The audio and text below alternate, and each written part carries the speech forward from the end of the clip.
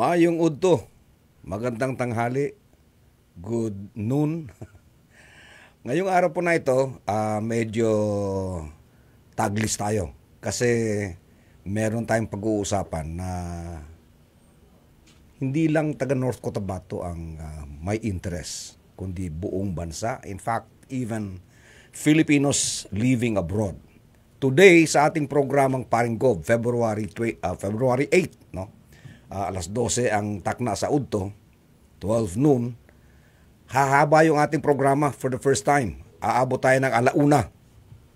Sapagkat napakaganda ng ating pag-uusapan ngayong araw na ito.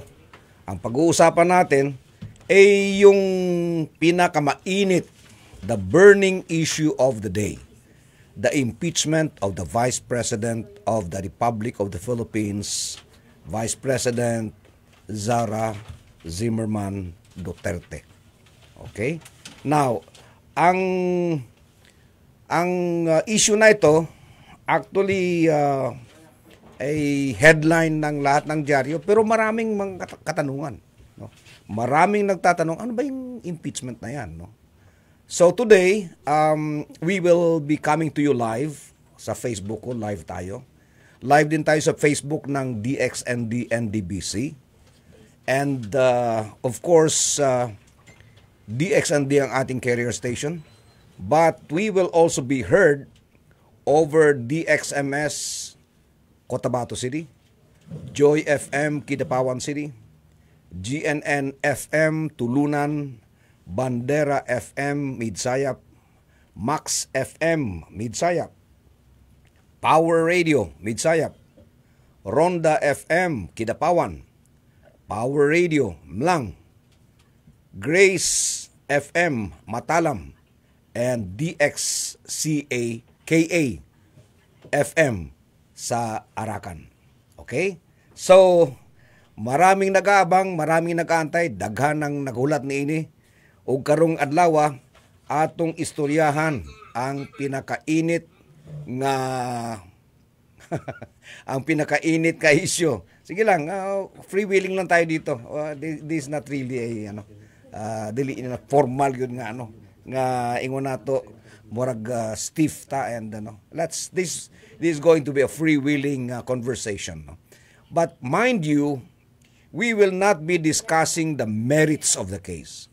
Kasi ang akala ng iba, ito ay gagawin ko para depensahan si Vice President Sara Duterte. No. We will be discussing the impeachment in the context of ano bang impeachment? Sino ang cover ng impeachment? Tama ba yung pag-impeach kay ang procedure sa pag-impeach kay Vice President Sara Duterte, no? Ngayong araw na ito, inimbita ko ang isa sa pinakamatigas na abogado sa buong Pilipinas. And I say that in all pride, no? Proud ako na naging kaibigan ko ito. Practicing lawyer for 26 years. Kasi nag-umpisa siya 16 years old. Okay. And currently, siya ay Dean ng College of Law ng JMC College of Law, no, sa Davao City. Siya din po ay nag-aral sa San Beda, Ateneo de Davao, no? Ateneo de Davao University, graduate. UP siya sa kanyang UP Cebu sa kanyang bachelor's degree. And San Beda College of Law, Master of Laws, no? Nag-aral din siya sa Nalsar University of Law sa India. And Institute for U.S. Law, George Washington University.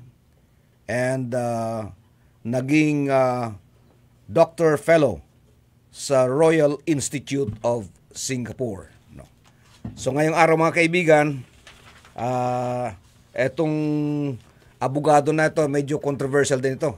Sapagkat siya po ang lead lawyer ni senatorial candidate Apollo Kibuloy, no? And although of course yung kanyang pagiging abogado ni Pastor Kibuloy has nothing to do with what we are going to discuss today. So mga kaibigan, let me introduce to you Attorney Israelito Bobet Torion, the pride of Davao del Sur. Bobet? Hello, maayong buntag sa Paki-on lang imong switch, paki-switch mo. Yan. Okay. Maayong buntag sa tanan, maayong aga. Good morning everyone. I am Attorney Israelito Bobet Torion. I canceled all my appointments to honor the invitation of a great man, my idol, no? Agriculture Secretary, former Agriculture Secretary, former MINDA Chairman, Emmanuel Manny Piñol. Kasi bossing ko ito talaga, matagal na kaming nagsama noon pa. At kung mag-request siya sa akin, mahirap po mahindian. Kaya supposedly meron akong appointment dun sa Lanao and then meron ding separate appointment sa dalawang other personalities, but I have to honor the invitation of my boss, my former boss, and still my client today, Honorable Secretary Emmanuel Piñol. Thank you, Attorney Torion. Now, the other day, nag-post ako ng advancer sa programa natin ngayon, and I asked netizens to submit questions which they would like to be addressed during today's program, no? So let me just kasi ang ginawa natin, kinonsolidate na lang natin yung kanilang mga questions. But let me just acknowledge, no, some of those who sent in questions. Si Anwar Tagol, si Arnel Espina, si Eugene Jean, si Antjon Asilo, si Nalia Rosato, si Marites Pasilan Kerobin, yung aking kaibigan, si Ali Makabalang, si Edgar Serrano, si Bongbong More, si Jules Godines Bacolod, si Ricky Donguines, Saldi Joy Mahayag, Virgilio Baldoman, Algie Ilagan, Winexles Cabanalan, Alcotin Anife, and Renato Pogoy Cano. So yun po yung mga nagpadala ng mga questions, and we consolidated the questions actually para hindi na tayo pupunta doon sa isa-isa, no? Now, unang question, Attorney Torion. Ano ba itong impeachment process? Well, the impeachment process is actually a constitutional process of removing high public officials, no, from public office. And accordingly, we copied this from the Greeks in the olden times, and British likewise enshrined this in their constitution, and the Americans also copied this from the British, and we also copied it from the Americans. And that is why right now we have it in Article 11 of the 1987 Constitution. Pero una ito nag-appear sa 1935 Constitution natin, and then meron na naman sa 1973 and 1987 Constitution. Bale, ito po ang paraan para paano natin i-remove or tanggalin sa pwesto yung mga high officials. Limited lang po ito sa 5 mga officials. Ang presidente, vice-presidente, members ng Supreme Court, members of the Constitutional Commissions, and ombudsman. Noong 1935 Constitution, 4 lang. President, Vice President, members of the Constitutional Commission, and the Auditor General, yung sa COA. Sa 1973 Constitution, naging 5. Pero wala yung Vice President sa 1973 Constitution, no? President, members of the Constitutional Commission, tapos yung members ng Supreme Court, no? And then ngayon, in-include na yung ombudsman under the 1987 Constitution, and the Vice President, nabalik na naman, pwede na naman siyang ma-impeach, unlike the 1973 Constitution na wala yun sa listahan yung Vice President. So ito po ang paraan para ang proseso na ma-follow para matanggal sila, and this was actually instituted para sa separation of powers, para mabigyan ng laman yung separation of powers. Kung masyado ng mag-abuso itong mga high officials na ito ang only way by which we can remove them, we can make them accountable, and the process is clearly defined in the 1987 Constitution. So ano ang procedure in filing the impeachment? Tatlo po. Does it have to really go through Congress? Congress lang ba mag-i-initiate? Under the 1987 Constitution, specifically Article 11, nakasaad po doon na tatlong ways po ang pag-file ng impeachment. Una, any citizen would file a verified complaint citing the 6 grounds for impeachment. Ano itong 6 grounds? Culpable violation of the Constitution, treason, bribery, graft and corruption, other high crimes, and betrayal of public trust. 6. So, kailangan nakasaad yun, any of the 6 or all of the 6 or 3 of the 6, depende po. But it needs a resolution of endorsement by a member of the House of Representatives, at least one congressman. Or at least a member of Congress, isang congressman, ay mag-file ng verified complaint. And the third way, kung merong at least 1/3 po, verified complaint or resolution of impeachment filed by at least 1/3 of all members of the House of Representatives. Ito pong tatlong pamamaraan para makapag-file ng impeachment complaint po sa ating bansa. Okay, so ano ang procedure? Ano ang process? Halimbawa ako, nag-file ako ng impeachment sa Congress. Sinabit ko sa Congress, ini-sponsor ng isang congressman. What are the processes para matuloy yung impeachment at ma-impeach yung officer? Now, i-clarify natin under Article 11, Section 3, Paragraph 1, ang House of Representatives lang has the sole exclusive power to initiate impeachment complaints. Tapos, ang Senado naman, its power is to decide. So, sa tatlong pamamaraan, kung ang ordinary citizen po ang nag-file under Article 11, Section 3, Paragraph 2, yung verified complaint niya kailangan ng resolution of endorsement ng isang miyembro ng House of Representatives, at saka kailangan ito right away, which shall be included in the order of business within 10 session days. Kailangan niyang maintindihan, 10 session days, not calendar days. And referred to the proper committee within 3 days. So, yun po ang pamamaraan sa first 2 ways. Kung filed ito ng member of Congress or an ordinary citizen, files it upon a resolution of endorsement of a member, kailangan ma-include ito sa order of business within 10 session days and referred to the proper committee on the Committee on Justice, in this case, in accordance with the rules of Congress, within 3 days. And then, sa Committee of Justice naman,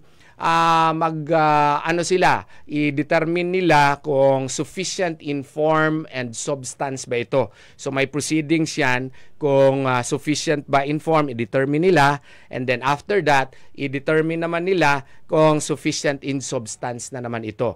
Tapos, kung ano man ang magiging recommendation po nila within 60 session days po, kailangan po nila ipasa ito doon po sa plenary para isubmit naman ito doon sa Kongreso itself. And then the Congress will conduct a session in that regard to consider it, and they need at least 1/3 vote either to affirm the resolution of the Committee on Justice, or disregard or totally hindi na ito i-consider ng Congress, or i-dismiss po iyong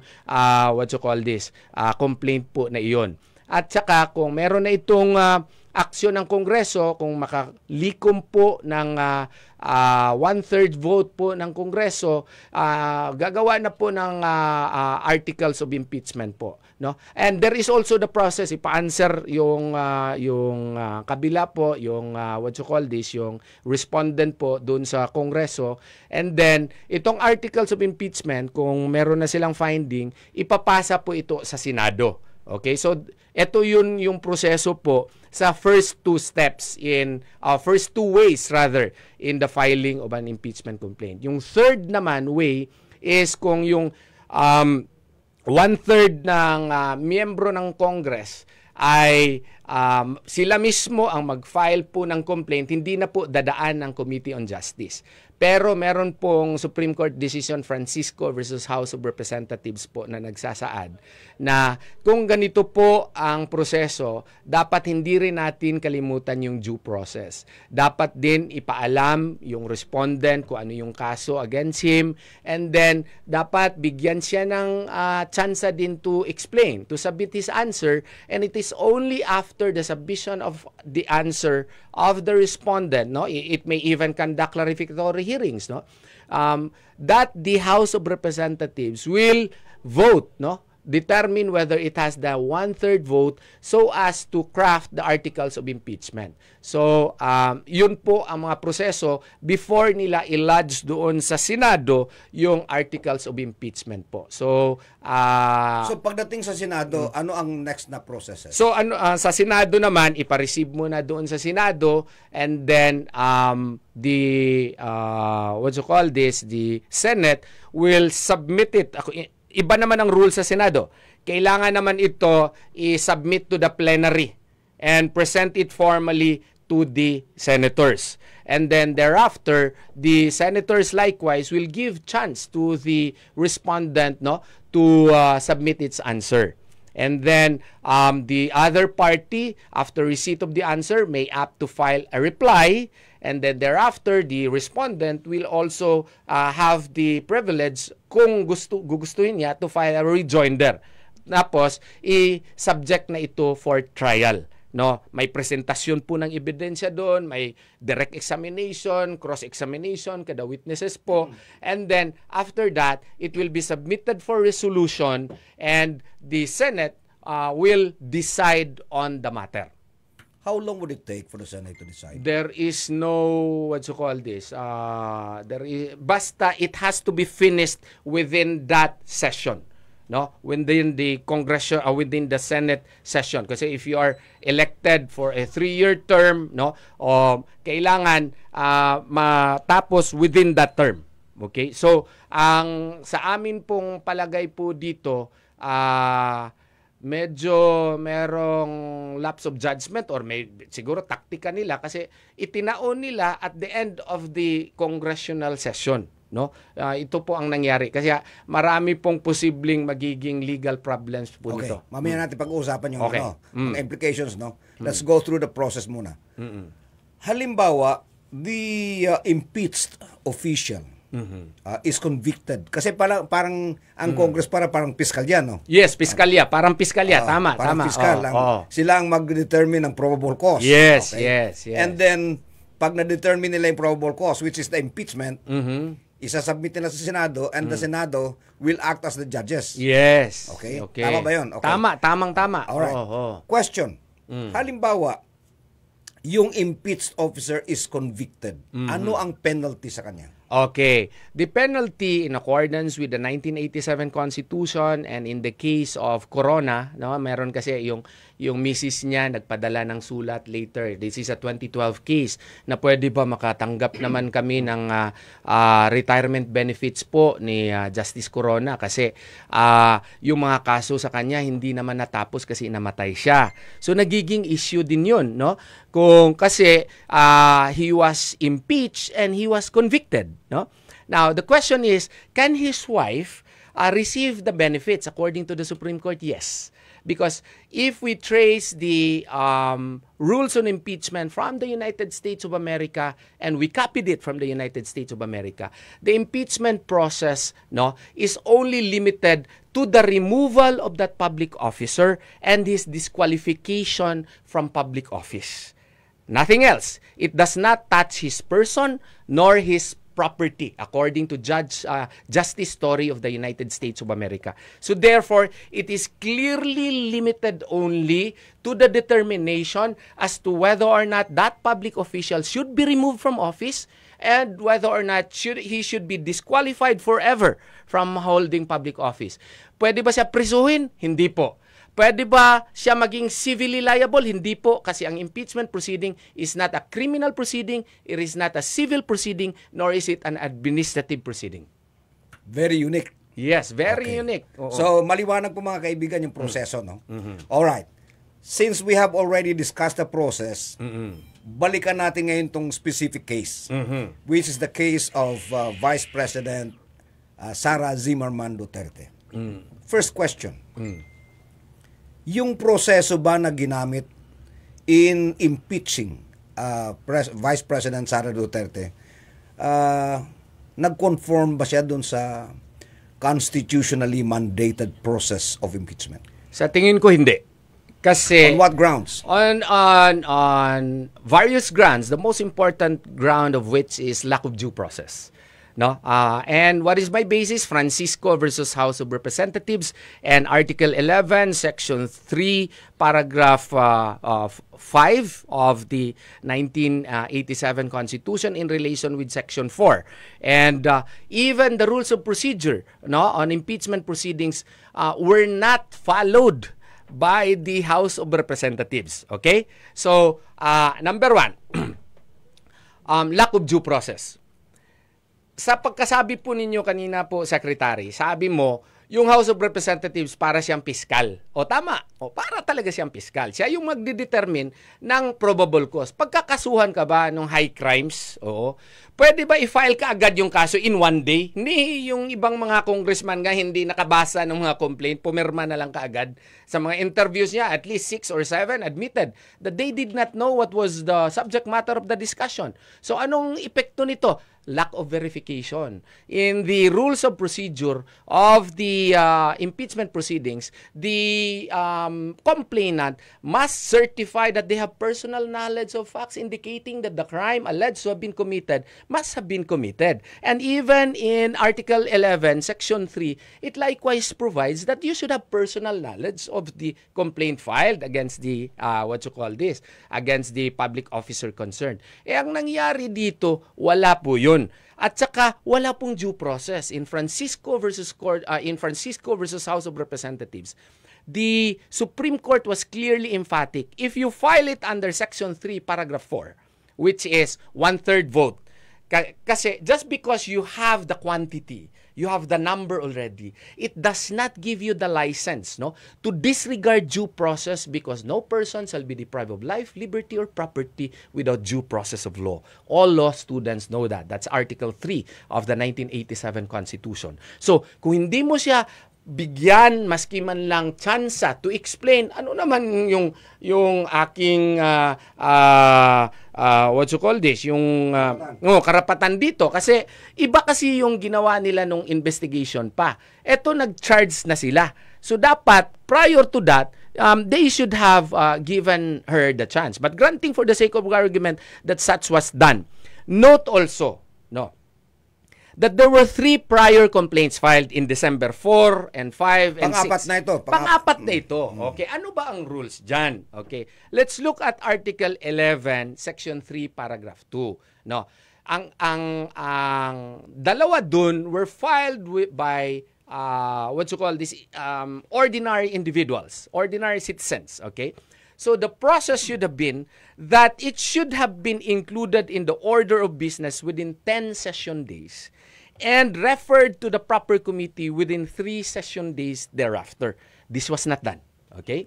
And then, yung... You mean yung tatlong earlier? Wala in-include sa order of business, hindi ni-refer to the proper committee on Justice within 3 days thereafter. No? If you follow the rules of procedure, Section 3 ng House of Congress itself, ng 19th Congress, ito 19th Congress daw ito eh. O, anong sabi ng Section 3? No? Filing and referral of verified complaints. A verified complaint for impeachment by a member of the House or by any citizen upon a resolution of endorsement by any member thereof shall be filed with the office of the Secretary General and immediately referred to the Speaker. Tapos, yung Speaker requirement na i-refer sa Speaker yung complaint, wala nga yan sa Constitution. Nandun lang yan sa kanilang House rules.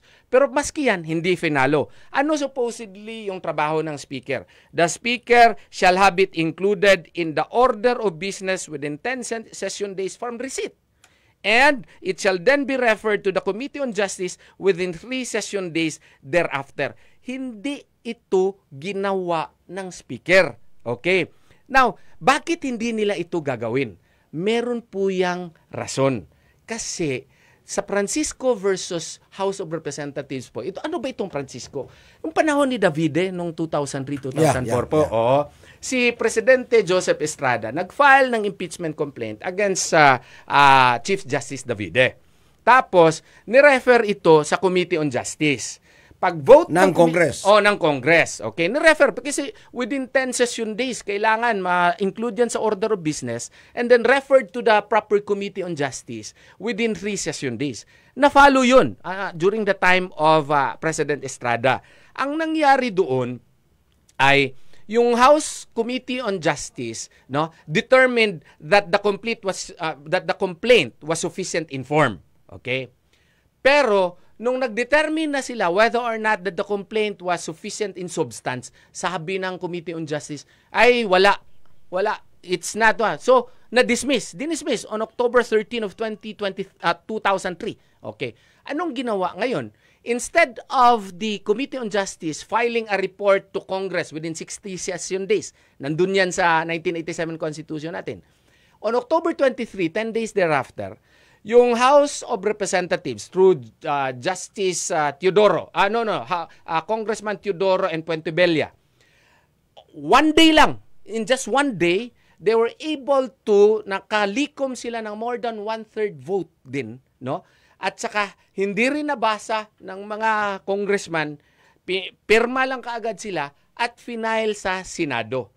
Nag-file ng kaso ngayon yung Francisco versus House of Representatives. Questioning. Sino si Francisco? Si Francisco is one of the supporters of yung sa kay Justice Davide. Okay. So, nag-support siya sa stand doon kay Justice Davide. So, nag-file siya ng petition for certiorari doon sa Supreme Court po.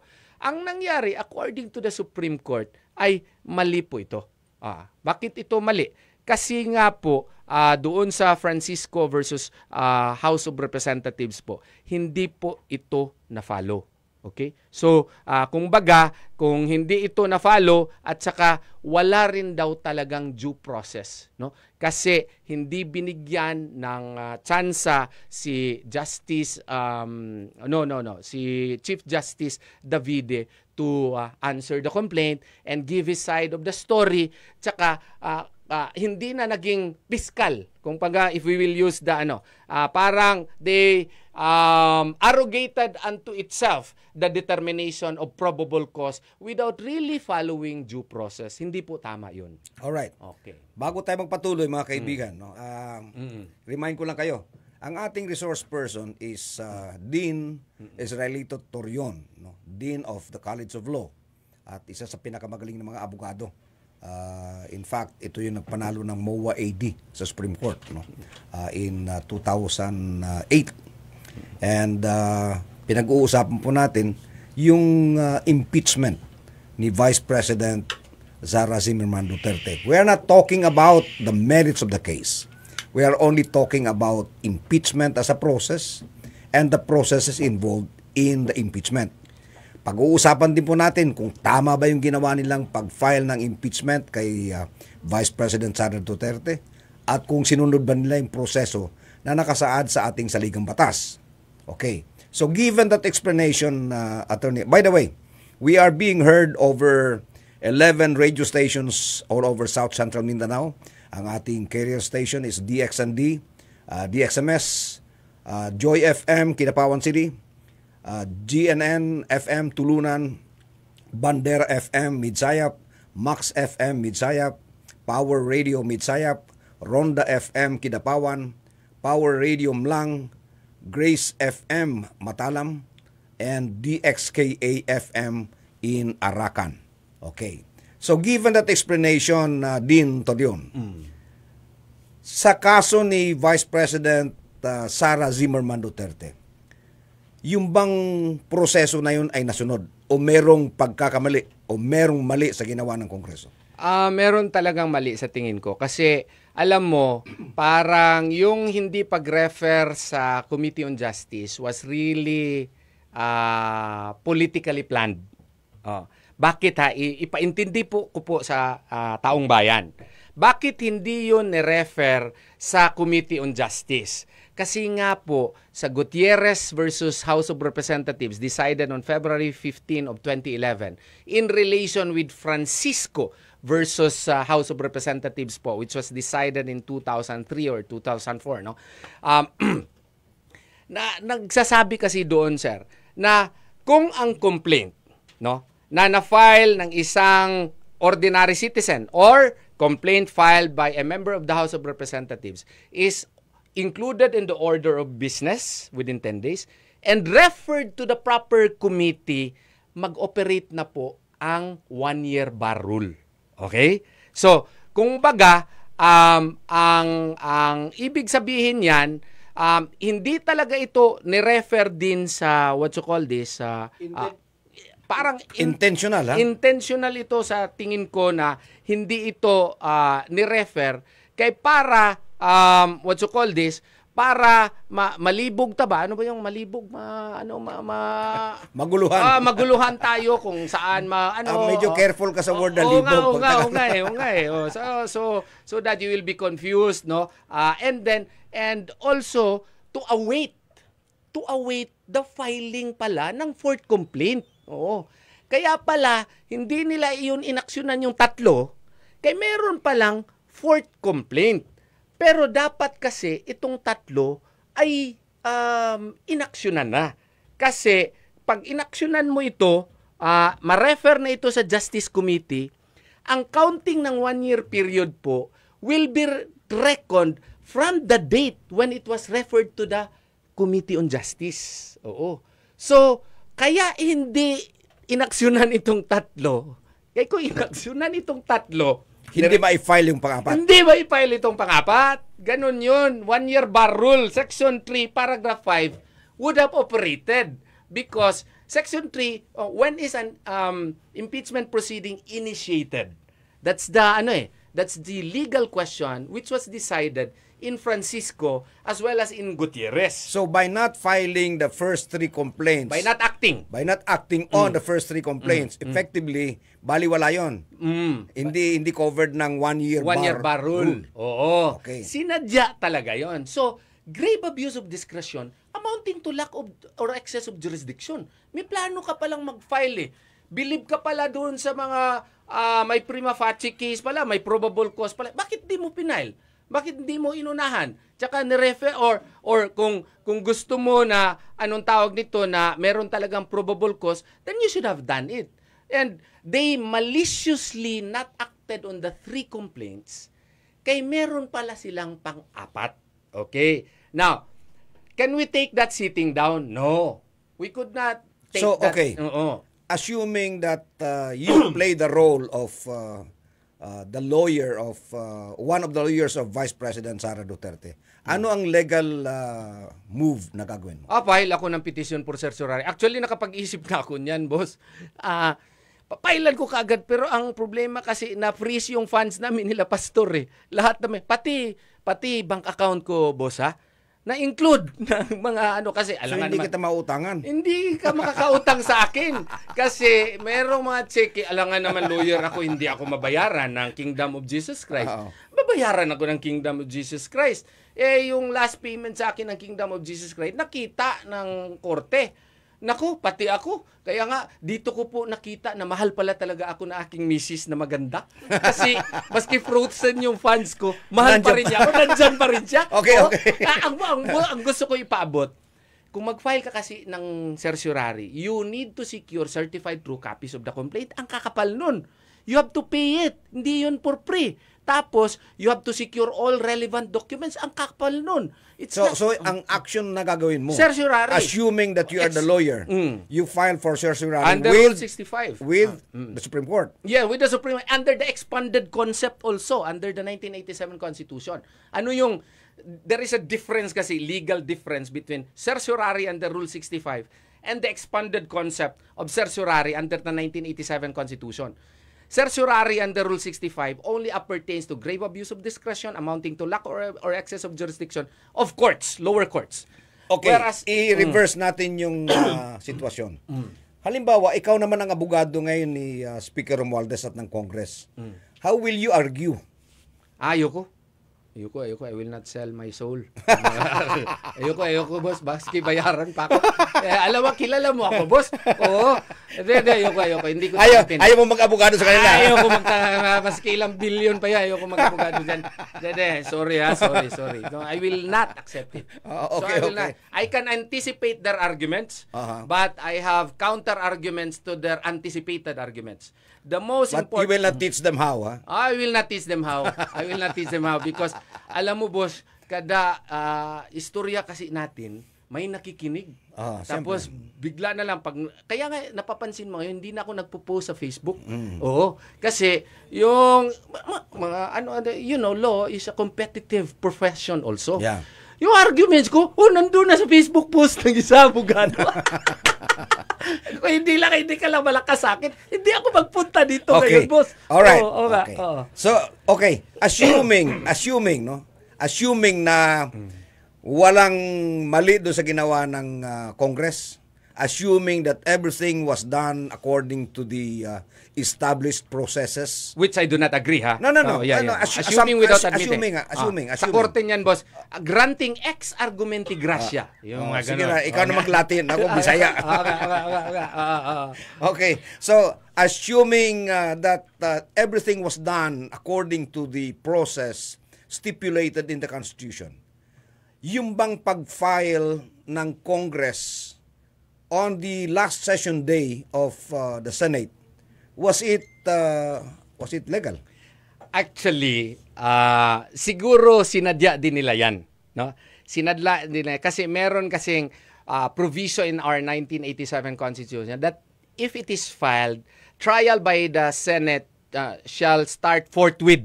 Yun yung word. Yun yung forthwith. word. Okay. Ibig sabihin, right away. Right away. Oo. Pero ang balita ko, na-receive lang yung document sa receiving section ng Senate, but it was not presented in the plenary. Yes. Okay. They forgot also that they also relied probably in the old case, 1950 case of Arnold versus Nazareno, that an impeachment proceeding is not legislative in character and therefore it can proceed independent of the legislative nature of the work of Congress. Yon. Pero nakalimutan sila na may 3 Supreme Court cases na which actually started in Garciliano versus House of Representatives, reiterated in Neri versus House of Representatives, and in Balag versus House of Representatives. And what is this?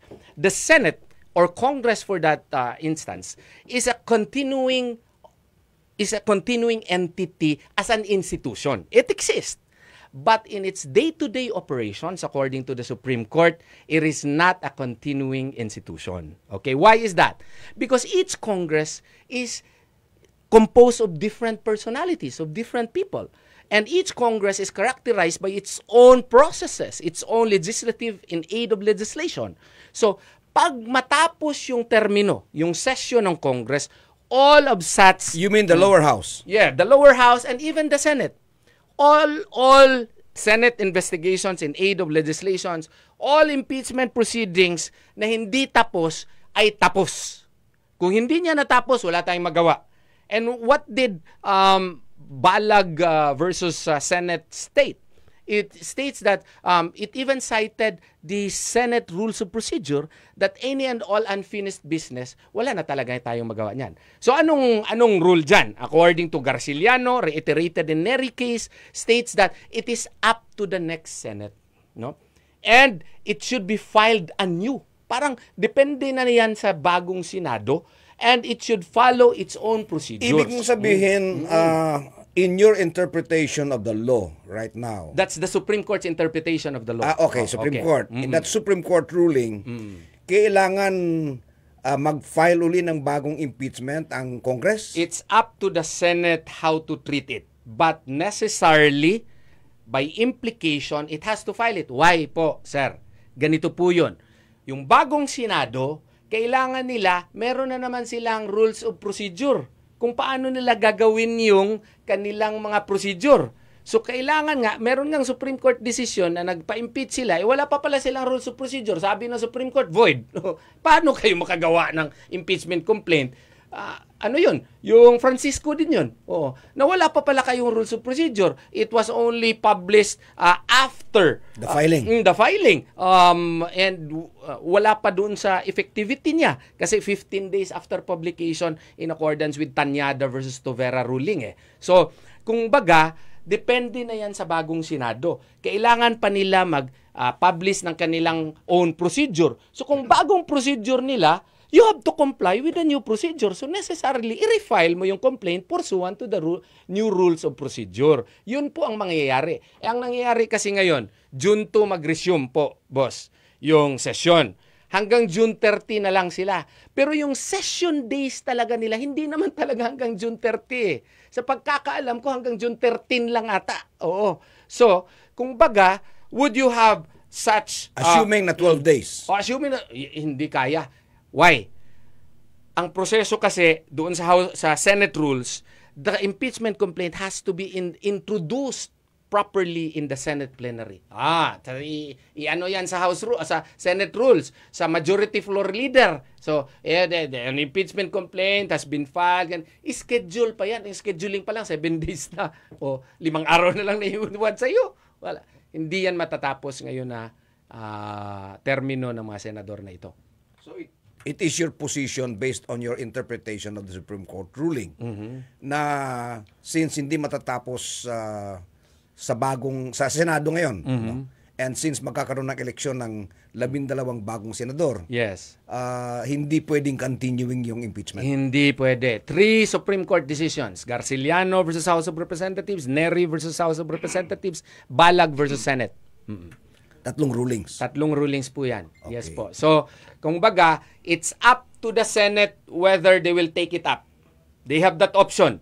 But the Senate has to institute its own rules. So, kung mag-institute sila ng own rules, necessarily, yung complaint na yun, mawawala talaga yun. Kung i-consider pa rin nila, that has to be filed again. Meron na namang problema dyan, boss. Ano yung problema? Ang problema dyan, Article 12, Section 3, Paragraph 5. Ano yun? 1-year bar rule.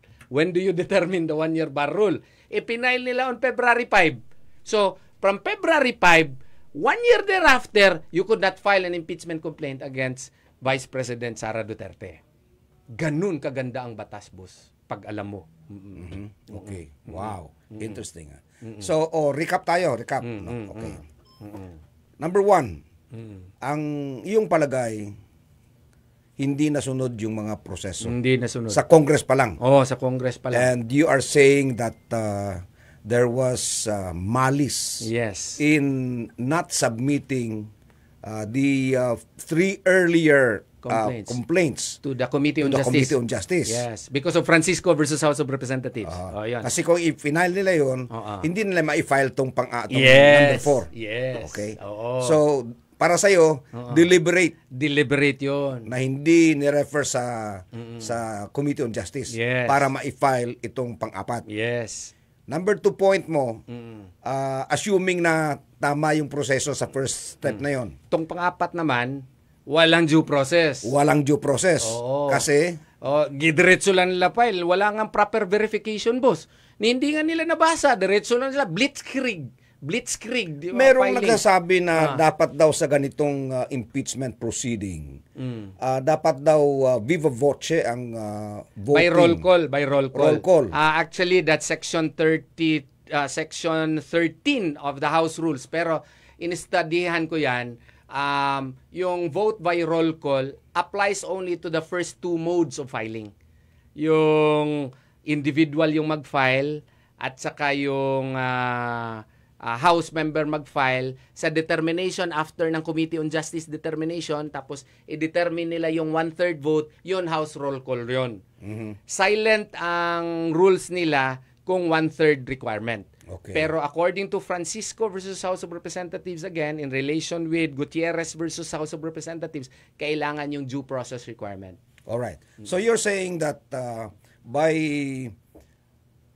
ignoring due process, merong legal basis ang mga abogado ni Vice President Sara Duterte na i-question sa Supreme Court at ipawalang bisa yung... Yes. I am excited to argue there if I will be given the chance to do that, no?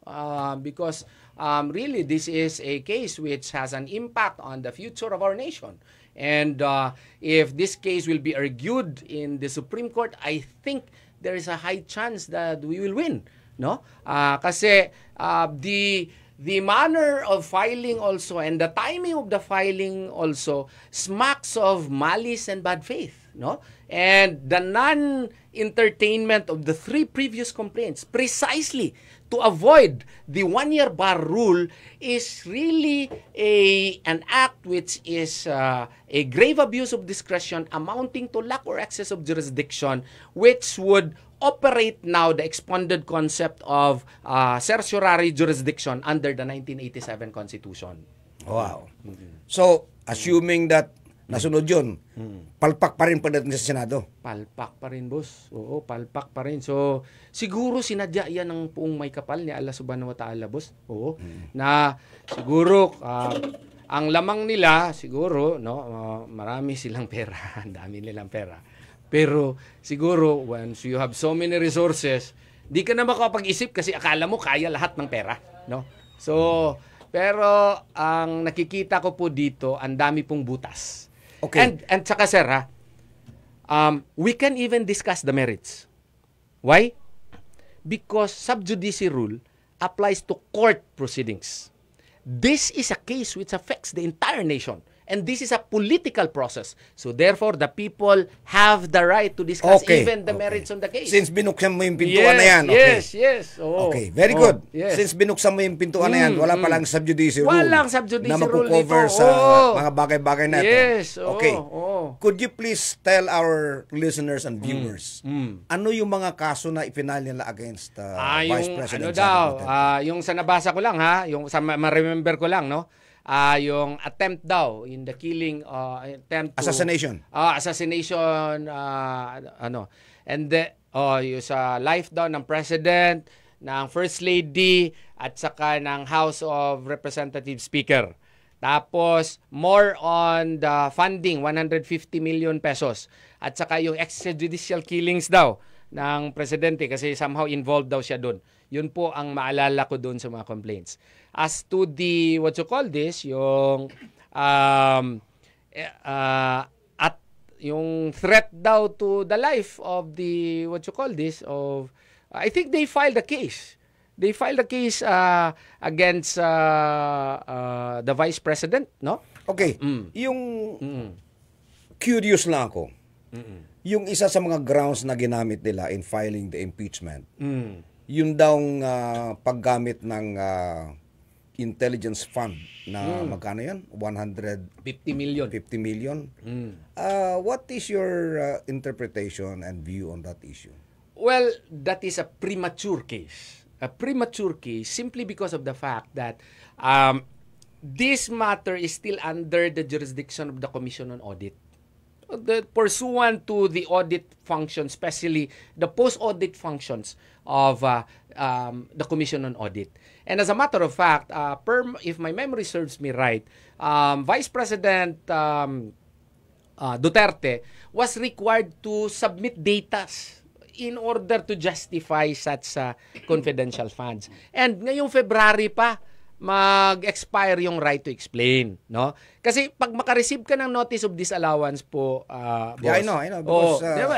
Madami nating kaso niya nun. Oo. Hindi yan ibig sabihin na criminally liable ka na. You have the right to contest the factual basis of the notice of disallowance. And if it maintains, you even have the right to go it up, to raise it. In fact, kung notice of disallowance lang, pwede mo ibalik yung pera. Oo nga, pwede rin. Oo. So, pwede mo rin i-question. Pwede mo i-substantiate na, uy, ito yung mga resibo, ito lahat. So, kaya nga, when you file a complaint based on this, na natakuha pa, premature po yun, no? Kasi it is still under the audit functions of the Commission on Audit. Yun po ang masasabi ko doon. So, ang tingin mo yung basis, yung grounds for the filing of the impeachment, politically motivated talaga, boss. Politically motivated. No other reason except to, kasi nga, alam mo, ganito, bakit gagawin nila yan? Parang namasuls dagat ba? Uy, makaigo na itani. Di ba? We should try this kasi tayo pang nasa gahum. Tayo pang nasa power. Yan. So, i-try talaga natin ito kasi may Arnold versus Nazareno and there is this view that trial in the Senate shall proceed forthwith. So, immediate yan. Ganun siguro yung pagka-explain sa mga congressman. Tsaka, if the reports are true, meron kayong 150 million. Ito sa AX. Ito. Laking pera yun po. 150 million. Grabe. Hindi pa ako nakakita ng ganong kalaking pera. No? So, hindi ko sinasabing totoo yun. Pero ang daming mga lumalabas. So anyway, ang punto na pinag-uusapan natin dito is this. Maitanong ko sa'yo. And please be honest with me. Yes, sir. Kung halimbawa, totoong ginawa ni Vice President Sara Duterte yung mga inaakusa sa kanya. Pero nag-declare siya na hindi tatakbong presidente. Palagay mo kaya i-impeach siya? Hindi. Hindi siya i-impeach kung nag-declare siya hindi siya tatakbong presidente. Kasi kung ma-impeach kasi siya, boss, ang mangyayari kasi wala na tayong vice president. So, what would operate now? The Constitution. Alam mo ang mangyayari? The president may now choose any of the senators, including Martin Romualdez. Including Martin Romualdez. Oo. And then it will be decided by the Senate voting separately, majority vote lang, and Congress voting separately, majority vote na. Vice President na si Romualdez. Yun ang kanilang yun siguro ang kanilang plano. Baka maging totoo yun. So pero the people, nanonood po ang tao. So tingin ko doon nga sa amin sa Davao del Sur, yung aking kaibigan ko man yun, yung kanya mga poster tinanggal dahil sa galit ng mga tao. Kasi sobra na, grabe na ito. And we should speak out, even if they are friends and even if my wife is telling me not to talk about it, but I should talk about it because this is a matter of national concern. Alright. So, mag-recap tayo. Number 1, yung pag-file ng impeachment case against Vice President Sara Zimmerman Duterte was rushed. Blitzkrieg fashion. Giras, minadali. Okay. Number 2, sa punto mo, and you explain this very well, hindi sumunod sa proseso. Number 3, yung Senado, wala ng oras para i-tackle itong impeachment case na ito sapagkat babalik sila ng June 2 and then they only have about 12 days of session days. Number 4, sinasabi mo na hindi ito itatackle ng next Senate because citing, what provision was that? Depende sa kanila kung itatackle nila, pero they have to set their own rules of procedure. So necessarily, kung itatackle nila, it has to be filed again. Kung i-file again nila, 1-year bar rule will operate. Alright. So ang sinasabi mo is whatever is the scenario, it looks like etong impeachment na case na ito is all Show. fireworks. Fireworks, yes. Pero baka kung hindi tayo magmamasid and we will not fight for our rights, baka i-railroad. Kaya nga we have to speak up. All right. Very good. So mga kaibigan, sa nakalipas po na 55 minuto ay napag-usapan po natin yung isang mahalagang issue na gumugulo sa isipan ng ating mga taong bayan. So sa mga nakikinig po ngayon, and I'm basing my conclusion on the analysis of the legal expert here, Dean Israelito Torion. Ang sinasabi niya is etong impeachment case na to is politically motivated. It did not follow procedure. And even if it followed procedure, it will face the problem of the lack of material time within which the current Senate will be able to tackle it. And dahil magtatapos na ito, ang Senadong ito, they will have to set their own rules and the impeachment will have to be refiled again, which then will be covered by the one-year bar rule. Yes. Ibig sabihin, for the next 12 months, ay hindi pwedeng filean ng impeachment si Vice President Sara Zimmerman Duterte. Yes po. But assuming na lahat nasa proseso, assuming na nag-succeed sila in convicting Vice President Sara Duterte, ano ang mangyayari sa kanya? She will be removed from office and disqualified to hold any other public office. So yun din ang isang dito purpose. Kung makatsamba sila, kung mag-succeed sila, hindi na makatakbo si Vice President Sara Duterte sa 2028. Kaya kailangan i-educate natin yung mga tao. Dapat alam ng mga tao kung tama ba ito o hindi. Kasi napaka mali po itong proseso na ito. Napaka irregular po. Kasi ang punot dulo nito ay ang effect kasi ng impeachment, removal from office and disqualification to hold public office in the future. So yun po ang magiging So you agree with me that itong nangyayari ngayon ay positioning to for 2028. 2028. Yes, clear as the sky. Na talaga. Positioning for 2028. Positioning for 2028 po. All right. So mga kaibigan, pasensya na, hindi po ako makapag-shout out ngayon kasi sobrang dami. Perting daghana ang nagko-comment sa ating live, ha? Hindi mapasusulat. Mga kaibigan, I hope that in the last 58 minutes we were able to explain fully, etong burning issue of the day, which is the impeachment of Vice President Sara Duterte. At sana po ay naliwanagan kayo. Wala po kami sinabing panig kami kay Vice President Sara Duterte. Pinag-usapan lang po natin yung merits, yung proseso, at saka merits of the case. And yung assessment ni Dean Israelito Torion na sa kanyang palagay itong impeachment na ito ay politically motivated at preparasyon para sa 2028. Kanya pong pananaw yun, and we respect that. Ako naman, from my point of view, kasi identified talaga ako na Duterte, Duterte. maski anong gawin ko, may nakatatak sa noo ko na Duterte, di ba? But I assure you, I am looking at this issue actually as objective as possible, Pero of course, ako din ay nasisihan doon sa analysis ni Attorney Bobet Torion, And I'm happy that ganun ang kanyang analysis. Sana po yung mga nakikinig na nagtatanong at kinakabahan at natatakot, sana po ay naibsan ang inyong takot sa paliwanag ni Attorney Torion. To conclude, number one, sinasabi niya, yung pag-file ng impeachment case against Vice President Sara Duterte was malicious at the very start.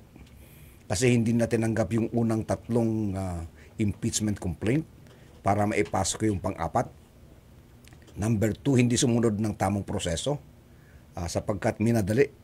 Hindi binigyan ng pagkakataon yung respondent na sumagot. Tama ba? And then, maski tama pa yon, wala nang material time for the incumbent senators to discuss or tackle the case. No? Sapagkat 12 session days na lang sila. And because of that, matatapos yung Senado, matatapos yung Kongreso, they will have to refile the impeachment and it will be covered by the 1-year bar rule. Alright? So sa ngalan po ng ating kaibigan, si Attorney Israelito Bobe Torion, Dean of the College of Law ng JMC, Davao City, at isa sa mga sa Cebuano pabanggiitang mga abogado, no? At very learned actually, very learned, no? Talagang nagre-research. Gusto ko po siyang pasalamatan. Ganun din po yung mga nakikinig sa atin. At sa ngalan po ni Attorney Bobe Torion, ako po si Paring Gov Manny Piñol. Sana po ay naliwanagan tayo. May God bless us all. Andam na ba kamo sa kalingkawasan? Panahon na para sa tinuod nga kabaguhan. At tangi ang pagbalik ni Paring Gob. Ibalik ang ngiti sa mukha ng bawat Cotabateño. Paring Gob. Mapapakinggan Martes at Sabado mula alas 12 hanggang alas 12:30 ng tanghali. Ibalik ang sigla ng mga magsasaka at bawat pamilyang Cotabateño. Paring Gob. Ang inyong